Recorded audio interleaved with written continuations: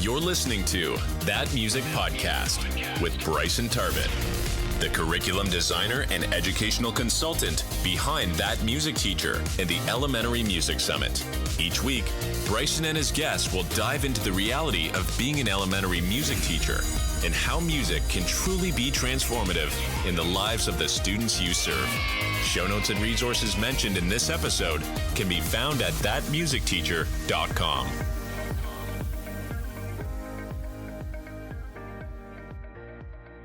Hello and welcome back to That Music Podcast. I am incredibly excited to have our next guest, Amy M. Burns, talk about technology and how it can actually be helpful and not make your life harder along the way.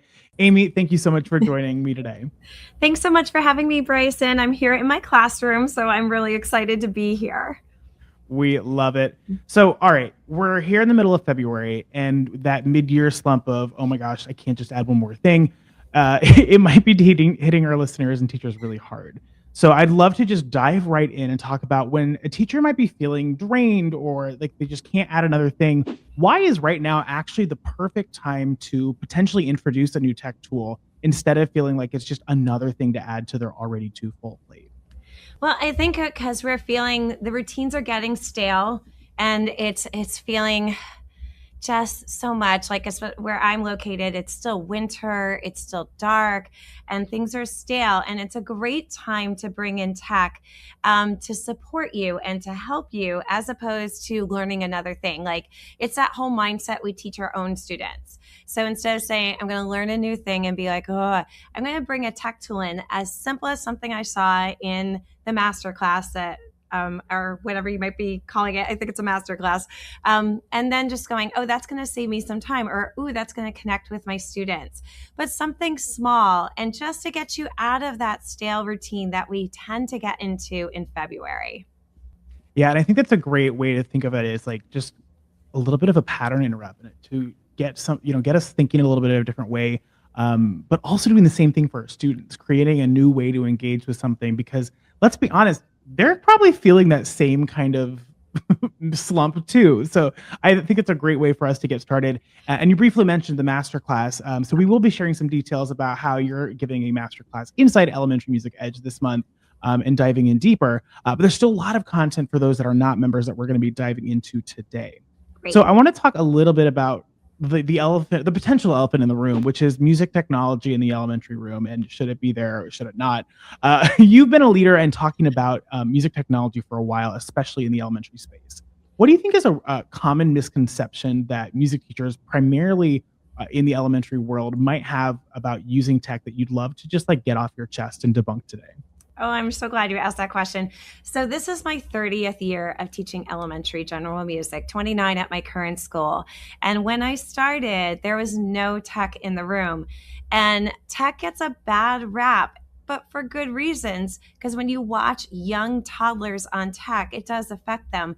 But you have to remember the technology your students are using, regardless if they're in first grade or eighth grade, is different than the technology you're going to use in your classroom. That's the difference between the kind of social technology they're using and the educational technology that like I use in my classroom. And I think that's an important distinction. The other thing I want to debunk is if you include technology, you're not going to take away music making in your classroom. If you include it the right way, you're only going to enhance it, because what you're going to do is hopefully connect with students you might never have connected with, or you might be able to include students where traditional music making doesn't include them. Like, for example, a student who can't cover recorder holes, right? They can't cover the holes. So you want to include them. You want them to be making music. Technology is actually one solution that can help you. So I really want to debunk that one. I had another one I wrote down. Oh, this one. The tech won't take over your class. What it's going to do is going to give you more space to be that music teacher that you already are. So that's really what we wanted to debunk. It's not going to take away. It's not going to make negativity. It's going to enhance something that you might need enhanced, and you didn't know technology could do that. That is my favorite thing right there at the end, is you didn't know it could do that. You didn't know we could go one step further. And there's so many other threads to pull in your answer, about how the technology that students might be using in their day-to-day lives is probably going to be different than what we're using in the classroom. And I think that's kind of the point, is how can we enhance what we're doing rather than replace it, but also let what we're doing evolve with the world that's evolving around with us. So while a lot of teachers, COVID boosted a lot of getting Chromebooks and all this technology a lot more accessible in most districts, in a lot of districts, but I know there's a lot of our listeners that they might not have one-to-one devices, or they don't really have um, student use devices on that scale, but they might have like a laptop or a projector or an old school smart board. Can technology still have a purpose and transform their daily teaching, or is it really only easily to be accessible in those schools that have more access, at least for the music teacher? It's a great question. And it's such an interesting kind of concept to look at it. But I am in a one-to-one school. My students bring in their Chromebooks or iPads. It's iPads preschool through second grade, Chromebooks third grade and up. And my preschool K and 1, they never bring devices. But like my third and fourth travel with their Chromebooks because like science class will require them and Spanish class. But it's only going to be certain points of the year that I'm going to have them do one-on-one, because that will be more enhanced when they're trying to do a composition activity. That's going to be enhanced there. But when I'm trying to do most day-to-day by daily routines, the one I'm pointing, you can't see it. My one, like it's a Promethean board, is fine. And what does it do for me? Because I teach preschool through sixth grade. I have fifth and sixth general instrumental class, and preschool through fourth general. So you can imagine all those who do the same. You get 5 minutes. You don't actually get 5 minutes. And then you really want to go to the bathroom, and you come back and now a new class is in. You just had 12-year-olds and now you have 4-year-olds. So one of the things I do with the technology in my room is that there's an outline, a Google slide projection for each class. So I can just hit a tab. I think that's so great for me. That works so beautifully. For the students, a lot of times I will use any sort of program for us to make music together, compose actually, before I have them go and compose one-on-one. So there are some really great tools that are free out there that I show in the masterclass, but you can just find them. And like Dr. Music is a great one. That's a free site. It's made by a Canadian general music teacher for elementary music.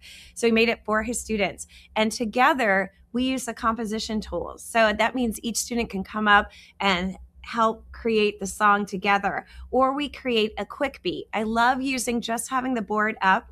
They go up and they create a drum beat. We grab our barred instruments. We make a C pentatonic scale. We take a chant like batte, batte, chocolate, and the drum beat keeps us going that they created, but they're using acoustic instruments. So the one-on-one, I mean, it's great to have a one-on-one. I would probably say, and it's kind of humorous to say this, I'm probably the least using one-on-one in the school, yet I'm the one most known for using technology. So, but I use technology when it's the right tool to use, when it supports my classroom in a way that it needs to be supported.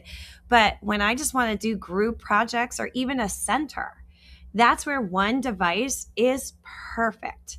And like take your one laptop, one Chromebook, like we have Chromebooks in our school, and just put it into a center activity there. You don't need a lot of technology. You don't need bells and whistles. You don't need every program in the book. What you need is what is going to support you so that your students are enhanced in the classroom in learning and feeling successful in making and doing music in your classroom.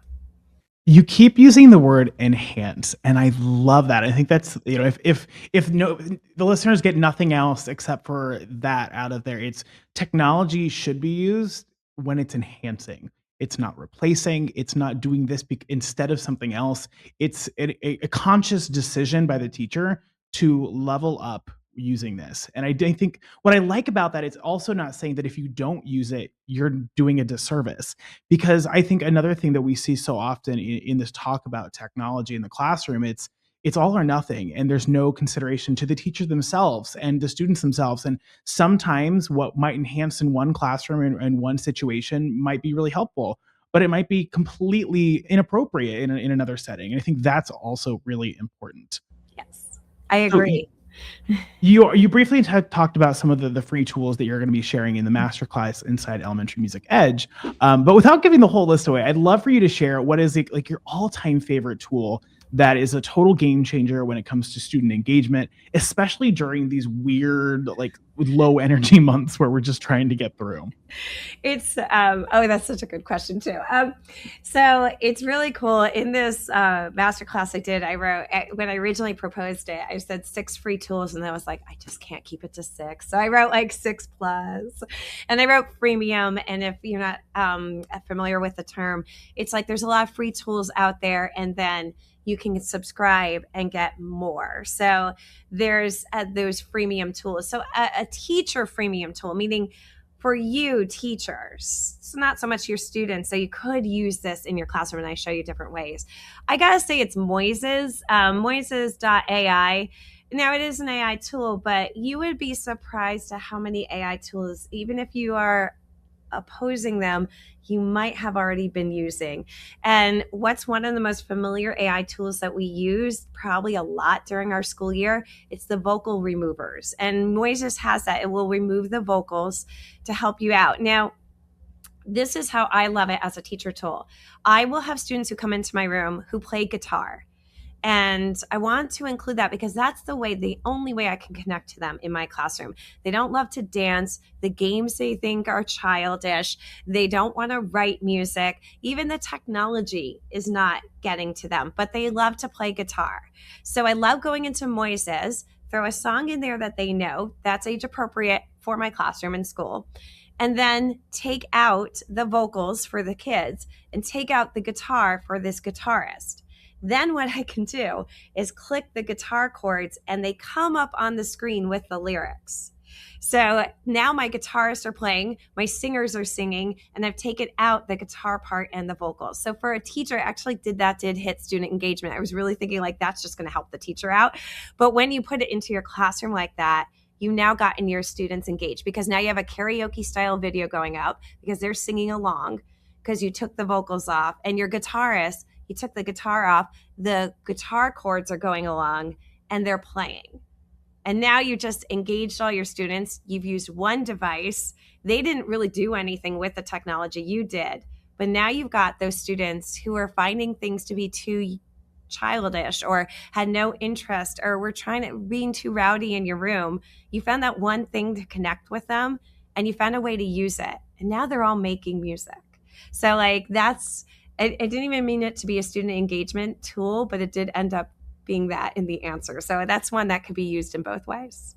I have to say, kind of diving in and learning more about Moises, it's been really interesting to see how quickly it works and how intuitive it is. Because I think back to like undergrad, where like, all right, we have this piece, we need to take out the vocals, and all right, you're going to double it and then split it and then reverse half of it, then use this effect and that effect, and then you can still kind of hear it in the background. It's all these different things, and just seeing how it is done with like literally a click of a button now is wild to me.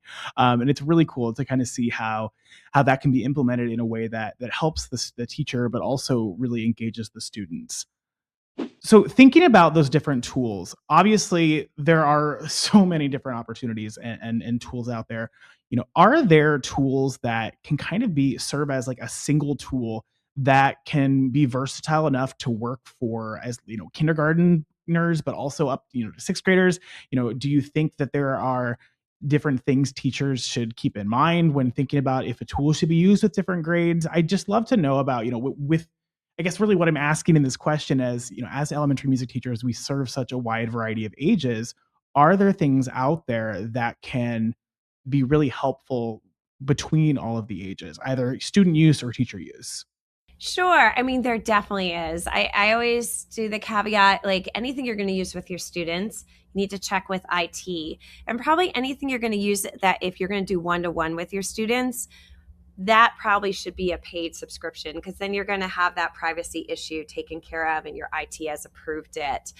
But considering that, like, you're going to your question of like kindergarten to like 6th grade, right? That's a huge age gap.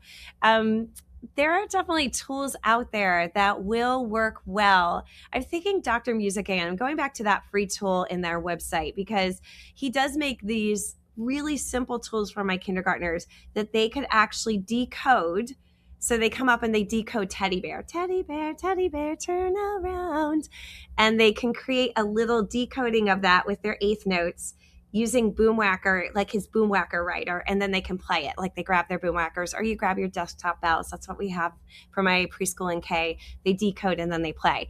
But also in Dr. Music, they have much more advanced games of note reading and composition that is for your older kids. So that's a one tool that's absolutely free that you could project onto a screen and work with your students that way. I would say if you're going to use it one-to-one, I will say this caveat, because he makes it free, which I love that Terry does, you want to make sure that if they're using it one-to-one, he does have ads up there, and they're school ads. They're like, here's a curriculum, first grade, second grade, third grade. But they start clicking on that because they think that's what they're supposed to do, and then they end up in some other website. So again, I come back to that caveat. Always make sure that your IT has approved it. Probably if you're going to use anything one-to-one, composition tool, digital audio workstation tool, you probably subscribe because you're going to be able to cover yourself in that respect. And the other thing is to always use it before you use it for your students. Use it in the room. So for example, using your classroom, or if you are traveling around rooms, use it in the room. Like I've done this. I was working with a teacher and he taught in every room, and I wanted to show Staff Wars. And I was only visiting that day. So I had to grab the first grade teacher before she booked it out of the room as he came in. And it was like, can I connect this? Is this okay to use in the room? Can I test this out before I project it? And she was lovely. She was like, let me unplug everything. And you don't always find that with a lot of classroom teachers, but she was lovely. Plugged it in, tried it. Then I said to the teacher, okay, this is going to work. Let's try it with your kids. So Staff Wars also is another great one. But I'm just thinking about tools that can engage the various grade levels. It's a very loaded question with a lot of different pathways, because it really depends on your technology, your students, the amount of students in your room. So I hope I gave an answer that worked for all your listeners. Yeah, and I'd love to kind of follow that thread, because you briefly mentioned the idea of when you should pay for a subscription, when the free version is appropriate. Do you have any specific rules of thumb other than just making sure that it's, you're following all the rules for student privacy and use like that? Do you have any specific rules when it's time to maybe move from the free tier up to a paid subscription that have been helpful for you? Well, as a teacher, right? As a teacher, when we are using our programs, let's say if you're like me, you might be arranging a lot of music. Maybe you're arranging orchestrations for your Orff ensemble, or I have the most eclectic band because I'm a small private school. So it has 8 keyboards. At one time I had a harp player, 3 saxophones, 2 clarinets. It's a mishmash, which I absolutely love, because I'm like, you play an instrument, I'll take you. I'll write for you. So when it's notation programs, if you're trying to arrange and you're using a free one like MuseScore, the free notation program, and I believe that's the .org. I'm not talking about the .com, the .org. That's a great free notation program for you, and it will probably do most of what you need to do for orchestrations. However, if you really start to score, then you might need to pay. That's the thing. And my always rule of thumb is, I need to do more, and it's stopping you. It's grayed out. Or it says, you want that has a little diamond, because you can't click on it. Then you might need to do more. That's when you might need to pay more and get the subscription version. So for you as a teacher, that's where it comes down to. For students, it's always an interesting thing. I love using free sites with students as long as I have permission. I much rather do it as a group, because then they're not logging in and doing anything. We're just going up to the screen, back to the screen, or as a station, because again, they're not logging in, they're just using it.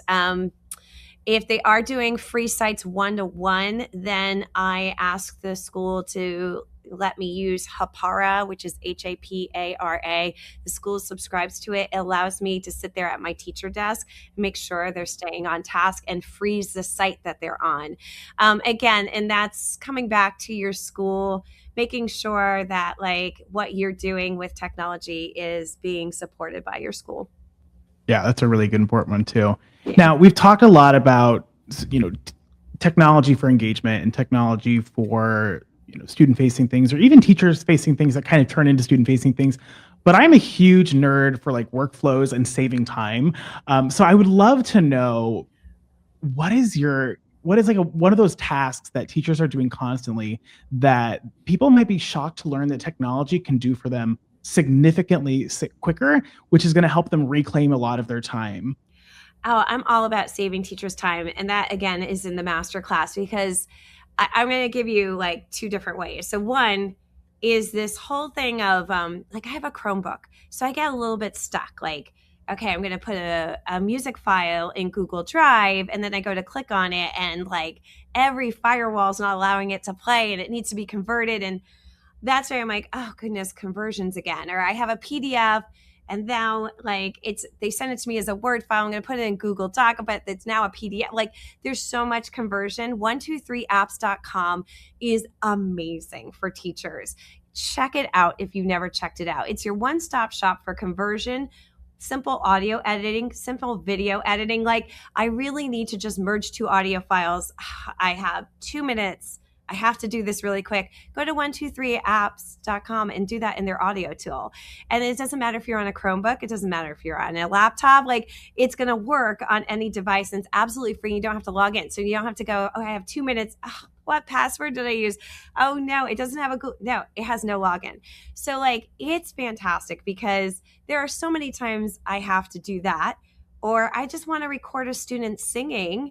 And I don't want to pull out my phone in my classroom. So I go 123apps. I hit the audio tool. I'm like, sing into this. State your name, stay in, just your first name, sing. Great. I'm going to download that later and I'll assess you later on that. Like, that's awesome. The video editing tool is really quite good for a free tool that you don't have to log into. Like, check that out if you are like, I am a novice at video editing. It's very intuitive. It will get you to start editing very simple things of video. Again, all online web-based. But that PDF conversion always drives me nuts because I'm on a Chromebook. They've given me a PDF. I have to try and fill it out. They didn't give me Adobe.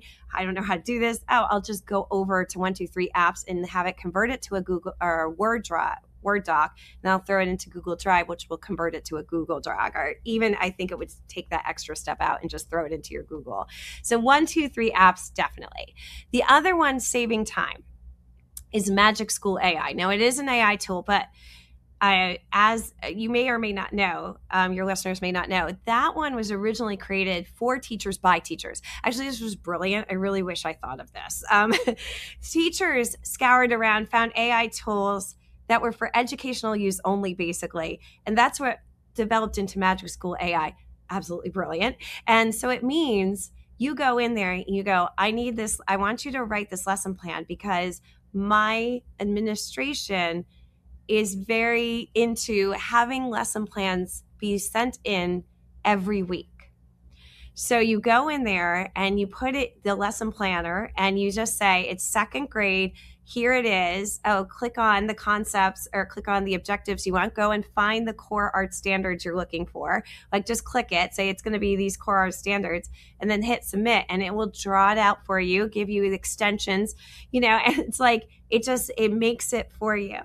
So I'm coming from, I've been in teaching for 30 years. Talk about how much technology has changed. I'm coming from when we used to write it out using some sort of methodology format that was given to us that we had to follow, that the binder came out this big and you were handing it in every week. And now it's like, it will take you under 5 minutes and we'll spit it out.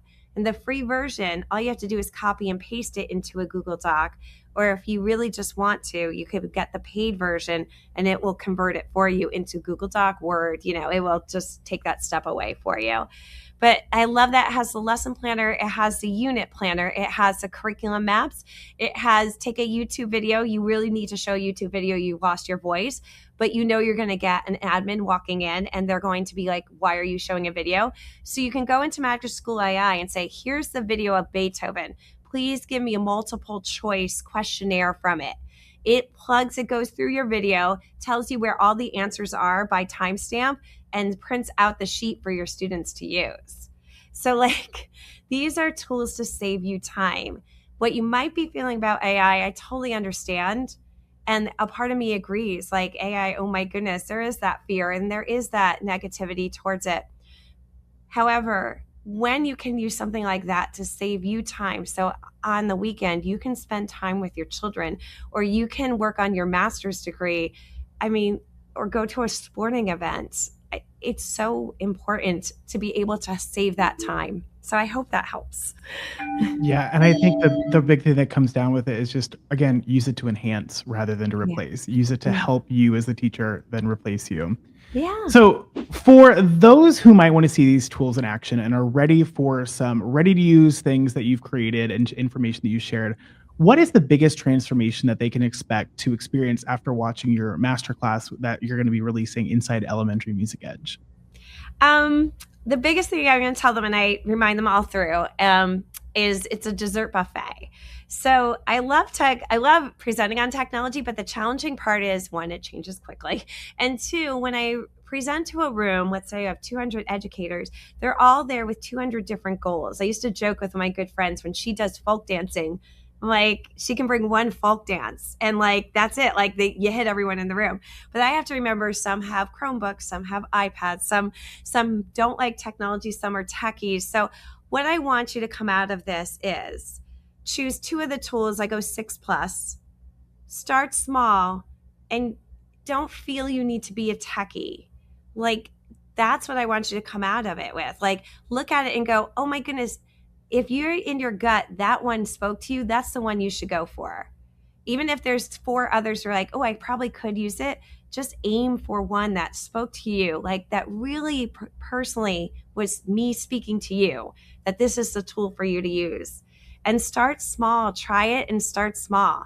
Because I really did try to give you the gamut so that everyone who is in that workshop watching it can relate to at least one of those items. And I always say, just choose 2. Don't eat the entire dessert buffet. You will get sick. It will not be pretty and you'll get frustrated. And that's not the point I wanted to give you. I wanted to give you something to help you. I think that this has been a great conversation, and I hope that it's helped people understand that technology doesn't need to be scary, and it also doesn't need to be everything. They can figure out where on the spectrum of technology use best fits for them as the teacher and the students that are in front of them. And that's what I loved about your masterclass personally, is that it allows for people to pull different things depending on where they are and the students they have in front of them, as well as the technology access they have. So Amy, thank you so much. As always, being able to have you in front of my audience is really helpful, really exciting. And I'm so glad to actually finally have you on the podcast after being a summit speaker for so many years. So thank you so much for that. For those of you that are listening, thank you so much for being here. If you want to check out Amy's masterclass Inside Elementary Music Edge, be sure to check out the show notes wherever you are watching or listening to get an exclusive discount if you are not currently a member. And if you're currently a member, log in. What are you waiting for? Check it out. It's going to be awesome.